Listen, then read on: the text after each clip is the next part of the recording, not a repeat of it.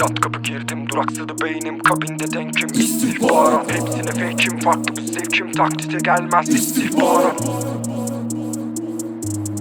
İstihbarat.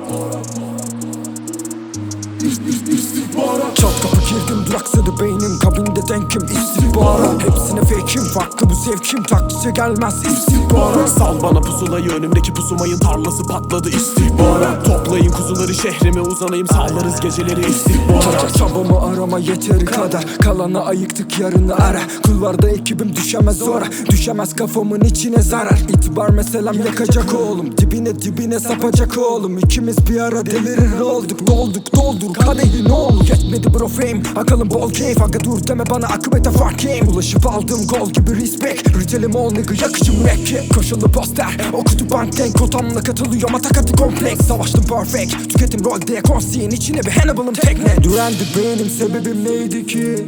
Neydi? Bulandı midem, burası böyle mi? Harbiden böyle. Savaştım her gün, kapattım perdemi.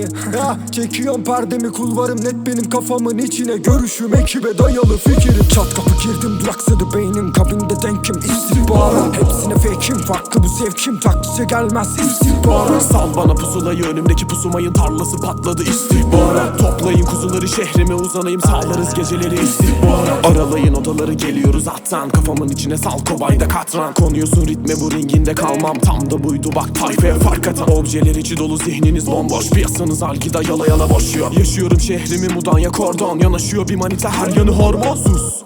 Yeni nesil yine rezil, idolünün izinde saflar dar. Beyin daralıyor, bocalıyor ahmaklar, daha iyisini arıyorsa pankart var, sana pankart var. Kazandım inmeyi, hasetle dinleyin, özenti tiplerin, basit lirikleri. Nasılsa zirvedir veklerin, hepsini duyurun bir siktirin. Dürendi beynim, sebebim neydi ki? Neydi? Bulandı midem, burası böyle mi? Harbiden böyle. Savaştım her gün, kapattım perdemi. Çekiyorum perdemi, kulvarım net benim kafamın içine. Görüşüm ekibe dayalı fikrim.